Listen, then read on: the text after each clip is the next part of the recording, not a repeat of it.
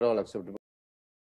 Farwez, I'll come to the cricket later, but these things just mar on-field performances. We've spoken already of crowd dissatisfaction and frustration. What we saw today, it's not a spectacle for cricket, but can the frustration of the Sri Lankan fans be justified?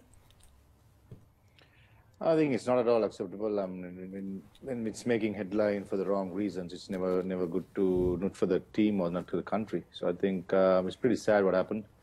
And as a cricketer, feel embarrassed as well. Whoever who got affected by that, I mean, it's just not acceptable. I mean, true that the players aren't performing up to the expectations, but this kind of behavior is just not good enough as a cricket fan and a cricketer.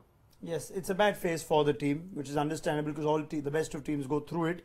But I guess the line is crossed when fans start throwing things onto the field. If they want, they could stage a walkout, not show up for games. Where do you stand as a cricketer on stuff like that? Because we've seen enough of it in India. Yeah, sad. I mean, the worrying thing is it set a dangerous precedent there. I mean, I didn't think it would ever happen in Sri Lanka. Yeah. India have been part of a series against West Indies where it happened 2 or 3 games in a row. It's not a nice thing. Look, I hope it doesn't get repeated. It's happened once.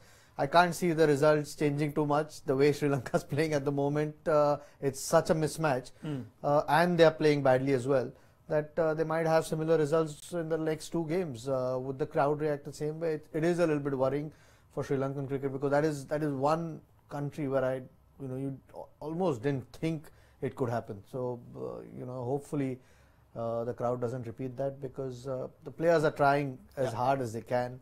The results obviously are not going their way, but that this is not the way you want a game to end. Yeah, just the last sort of chat on this would be how it was handled by the match referee and the officials.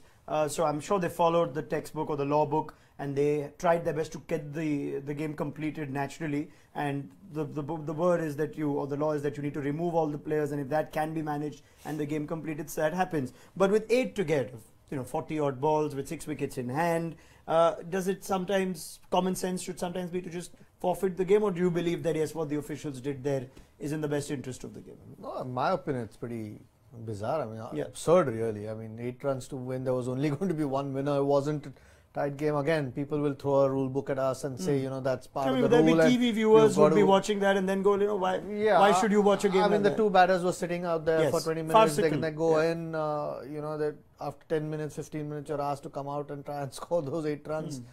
Very farcical, really. I mean, again, like I said, maybe it's part of the rule book, and you sometimes just have to get on with it and follow them. But maybe next time common sense prevails and a better decision can be made instead of getting the players out. Farwez, you previously humoured that if Chris Broad was one of the match referees, maybe there would have been a bigger fine or a suspension. But I saw a tweet from one of our senior editors of Cricinfo saying, Gaurav in fact, saying if Clive Lloyd was around, this match would have been over by now. Just wonder where you stand on this. Common sense should have been applied and the game should have been saved from a farcical end. If a forfeit was required, so be it. I think definitely common sense should have prevailed there. I mean, at least the security forces cleared the ground so that the players could have come in. But for me, the common sense should have prevailed. I mean, as Ajit said, 8 runs to get in, 6-7 overs, 2 set batsmen. I think just common sense should have prevailed at that time.